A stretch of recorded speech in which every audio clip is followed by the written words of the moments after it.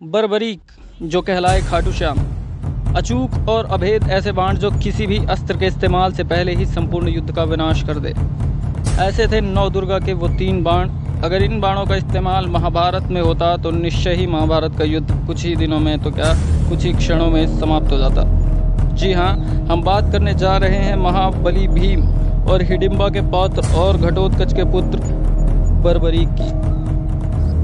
बर्बरीक को 3 बाणधारी, शीश के दानी और हारे का सहारा खाटू श्याम बाबा के नाम से भी जाना जाता है। पर क्या है इस महाशक्तिशाली अजयवीर की कथा, जिसे स्वयं भगवान श्री कृष्ण ने महाशक्तिशाली योद्धा की उपाधि दी।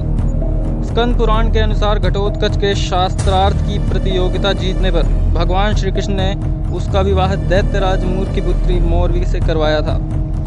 घटोत्कच और माता मोरवी को एक पुत्र रत्न की प्राप्ति हुई, जिसके मुख पर सिंह के समान तेज था और उस बालक के बाल भी बब्बर शेर के जैसे थे, जिसके कारण उस बालक का नाम बर्बरीक रखा गया। बर्बरीक में महाबली भीम के अंश के साथ साथ हिडिंबा का भी अंश था। इसके कारण वह बालक अत्यंत बलवान और बुद्धिमान था। कथाओं के अनुसार बर्बरीक बालक अवस्था से ही जिज्ञासु था। अतः अपने पुत्र के इस गुण को जानकर घटोत्कच उसे भगवान श्री कृष्ण के पास द्वारका ले आए और भगवान श्री कृष्ण से बोले कि मेरे पुत्र बर्बरीक में भी गुण हैं और जो इसे दूसरे से श्रेष्ठ बनाते हैं, परंतु इसकी जिज्ञासा को मैं शांत नहीं कर सकता। अतः आप ही इसका मार्गदर्शन कीजिए। भगवान श्री कृष्ण बर्बरीक से बोले कि बर्बरीक, तुम मुझे उतने ही प्रिय हो जितने कि तुम्हारे दादा भीम और पिता घटोत्कच हैं। तुम अभी गुरु विजय सिद्ध सेन की शरण में जाओ, वहीं तुम्हारी जिज्ञासा शांत करेंगे। श्री कृष्ण की आज्ञा लेकर पिता घटोत्कच और पुत्र बर्बरीक गुरु सिद्ध सेन के आश्रम में जा पहुँचे और उन्हें सारी बात बताई, जिसके पश्चात बर्बरीक ने वहां रहकर अस्त्र शस्त्र व वेदों का ज्ञान प्राप्त किया। परंतु उनके मन की जिज्ञासा शांत नहीं हुई और गुरु विजय सिद्ध सेन के पूछने पर बर्बरीक ने बताया, गुरुदेव, मैं एक महान कुल से संबंध रखता हूँ, जिसके महारथियों की गिनती भी नहीं की जा सकती। ये सोचता हूँ कि मेरे पास ऐसा कौन सा गुण है, ऐसा कौन सा शस्त्र है जो मुझे सही रूप में उन्हीं महारथियों का वंशज बनाता है। अपने शिष्य की इतनी विचित्र जिज्ञासा को जानकर गुरु भी आश्चर्यचकित रह गए और इसके पश्चात उन्होंने बर्बरीक को 9 दुर्गा की आराधना करने को कहा और बोले कि बर्बरीक, तुम्हारी जिज्ञासा केवल जगत की जननी ही शांत कर सकती है। इसके पश्चात कई वर्षों तक बर्बरीक ने माँ दुर्गा की घोर तपस्या की और उन्हें प्रसन्न किया। बर्बरीक की तपस्या से प्रसन्न होकर माँ दुर्गा प्रकट हुई और बोली, तुम्हें क्या वरदान चाहिए। इस पर बर्बरीक माँ दुर्गा को प्रणाम करते हुए बोले, माँ, मुझे ऐसा दिव्य अस्त्र चाहिए जो श्रेष्ठ धनुर्धर अर्जुन के बाणों की तरह अचूक और दादा महाबली भीमसेन के बल की तरह महाशक्तिशाली हो। माँ, मुझे ऐसे दिव्य अस्त्र का वरदान दीजिए जो आज से पहले न किसी के पास था और ना ही मेरे बाद किसी के पास होगा। बर्बरीक की इच्छा प्रकट करने के पश्चात माँ दुर्गा ने तथास्तु कहते हुए 3 दिव्य और अभेद बाण प्रकट किए और आशीर्वाद स्वरूप बर्बरीक को सौंप दिए, जिससे पल भर में ही बर्बरीक किसी भी युद्ध को समाप्त कर सकता था। इतने शक्तिशाली और अभेद बाणों को पाकर बर्बरीक सबसे पहले अपनी माँ मोरवी के पास पहुँचे और बोले, माँ, आज मेरी वर्षों की जिज्ञासा शांत हो गई है और अब मैं अपने आप को पूर्ण रूप से पांडवों के कुटुंब का वंशज कह सकता हूँ। ये 3 बाण इतने शक्तिशाली हैं कि अब मुझे कोई भी पराजित नहीं कर सकता। इस पर माँ मोरवी बोली, तुम्हें प्रसन्न देखकर मैं भी बहुत प्रसन्न हूँ पुत्र, पर मुझे एक वचन दो कि तुम हमेशा कमज़ोर के पक्ष से ही युद्ध लड़ोगे और जो हार रहा होगा उसका सहारा बनोगे।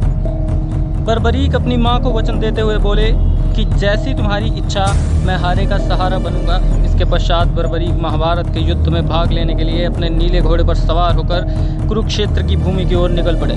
महाभारत की कथा के अनुसार सभी पांडव इस बात से ग्रसित थे कि कौरवों की विशाल सेना के सामने उनकी सेना तिनके के समान है। तभी वहां बर्बरीक आ पहुंचे और अपने सभी बड़ों को प्रणाम करते हुए उन्हें आश्वासन दिलाया कि उसके असीम बल और 3 अभेद बाणों से वह शत्रु की अगणित सेना का अकेले ही वध कर सकता है।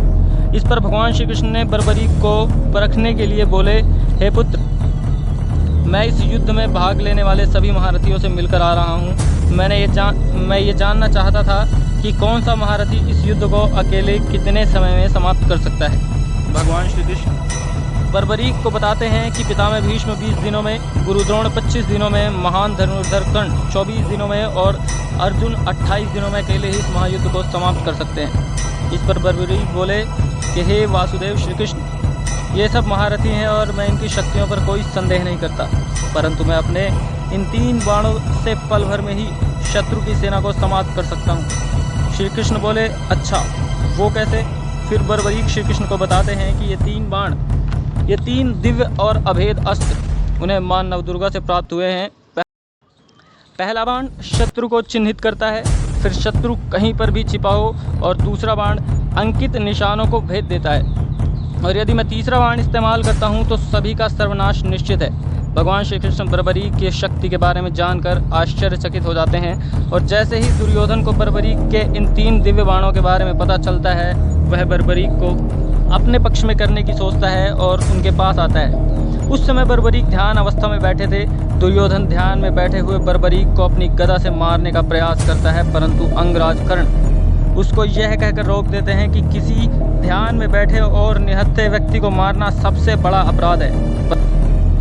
बर्बरीक के बाणों के बारे में जानकर पांडवों में अत्यंत उल्लास था, परंतु श्री कृष्ण को बर्बरीक की शक्ति और उसके वचन की चिंता सताए जा रही थी, वो जो उसने अपनी माँ को दिया था, जिसके लिए श्री कृष्ण बर्बरीक के पास जा पहुँचे और बर्बरीक को एक पीपल के पेड़ के सभी पत्तों को भेदने के लिए कहा। जब बर्बरीक अपने मंत्रों से वैदिक बाणों को जागृत कर रहा था, तब श्री कृष्ण ने उस पीपल के पेड़ का एक पत्ता अपने पैर के नीचे छुपा लिया। बर्बरीक ने अपने बाण से पहले सभी पत्तों को अंकित कर दिया और क्षण भर में ही पेड़ के सभी पत्तों को छेद दिया।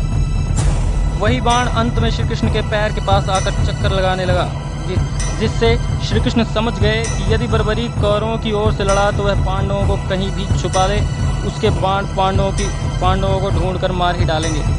इसके पश्चात श्री कृष्ण बर्बरीक से बोले कि हे वीर बर्बरीक, मेरा एक प्रश्न है जिसका जवाब केवल तुम ही दे सकते हो।